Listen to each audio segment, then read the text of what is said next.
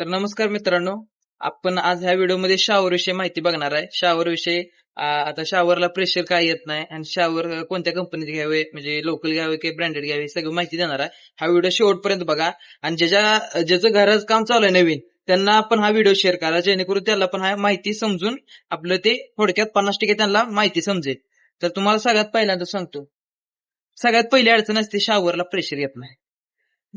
तर त्या प्रेशर न येण्याचं काय कारण आहे, तर तुम्हाला सांगतो, तुम्ही जर 1 इंची लाईन टाकत असाल, आउटलेन जर तुम्ही 1 इंची लाईन टाकत असाल, तर अजिबात प्रेशर येणार नाही.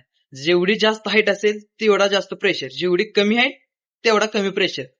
जर तुम्ही 1.5-2 इंची जर लाईन टाकली तर तुम्हाला भरपूर प्रेशर येईल. पहिल्या मजली का ना, जर तुम्ही 2 इंची 1.5 इंची जर लाईन टाकली तर भरपूर प्रेशर येईल.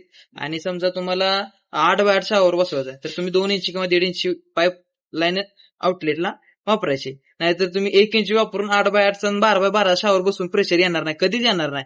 बाबा तुमची जर जास्त हाईट असेल तर प्रेशर येणार.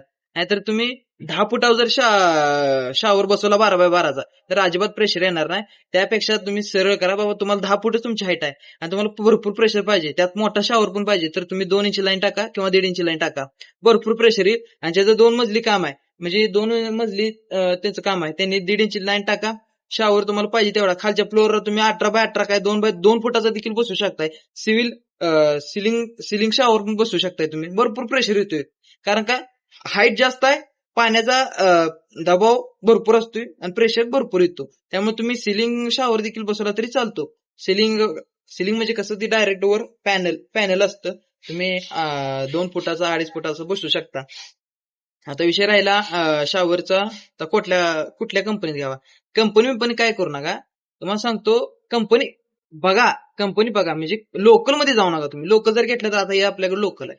आता हे लोकल मध्ये काय डिफरन्स, काय फरक असतो हे बघितलं तर 300-400 रुपयाला बसतोय. आता ही जी लोकल आहे, हे आहे की नाही, ही जी लाईन आहे, ही 2 जॉईन केलेलं आहे इथं. म्हणजे थोडक्यात पत्र्याला पत्रा जॉईन केलेला आहे. ही जॉईन करून ह्याला आतनं कोटिंग देऊन काहीतरी चिटकून यांनी शॉवर बनवला.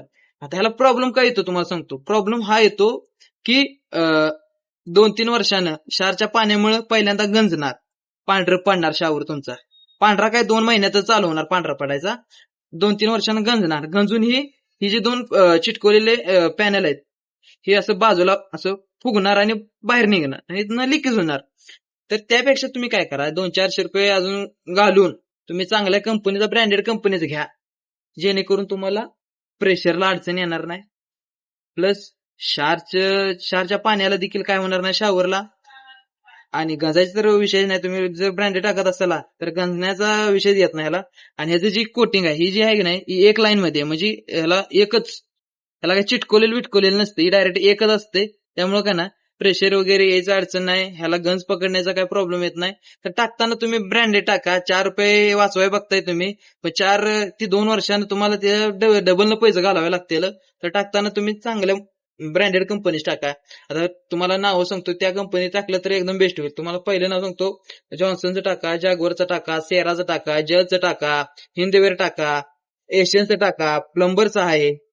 अजून भरपूर कंपनी आहे. तुम्ही गुगलला सर्च करू शकता की ब्रँडेड प्लंबिंग CP10 ब्रँड्स, ती येऊन जाईल सगळी माहिती तुम्हाला. आणि अजून तुम्हाला मेन गोष्ट लक्षात आली का तुमच्या, की तुम्ही जी टाकीपासून जी आउटलेनची मेन लाईन आहे ती मोठी टाका. शॉवरला 100% प्रेशर येणार. आणि जर डायव्हर्टर बसवणार असाल तर तुम्ही हाय फ्लो 45 mm चा डायव्हर्टर बसवा. मिक्सर बसवत असेल तर पण आपलं पावण्याची मिक्सर बसवा, जेणेकरून तुम्हाला शॉवरला, परत मिक्सरचे जे स्पाउट आहे त्याला अजिबात प्रॉब्लेम येणार नाही. भरपूर प्रेशर येईल आणि मेंटेनन्स देखील येणार नाही. तर हा व्हिडिओद्वारे तुम्हाला एक 50% तरी माहिती समजली असेल. असंच अजून नवीन नवीन व्हिडिओ करणारच आहे. तर 50% माहिती समजली तुम्हाला. असं कोणाचं घराचं काम चालू असेल, त्यांचं आता प्लंबिंग लेवल आलं, त्यांचं शॉवर मिक्सर बसवत, म्हणजे प्लंबिंगचं काम चालू आहे. प्लंबिंगचं आता तुम्हाला सांगतो, जे तुम्ही आउटलाईन करणार आहे ती प्लंबिंग स्टार्टिंगलाच करायचं असते, शेवटला चाव्या बसवताना होत नाही. तर करताना 1.5 इंची करा, जेणेकरून प्रेशरला अडचण येणार नाही. आणि कोणाचं घरात नवीन काम चालू असेल तर त्यांना हा व्हिडिओ शेअर करा. आणि तुम्हाला आवडला असेल तर लाईक करा. थोडं काही चुकलं असेल तर कमेंटमध्ये तुम्ही सांगू शकताय, जेणेकरून मला पण थोडीशी माहिती कळेल. धन्यवाद.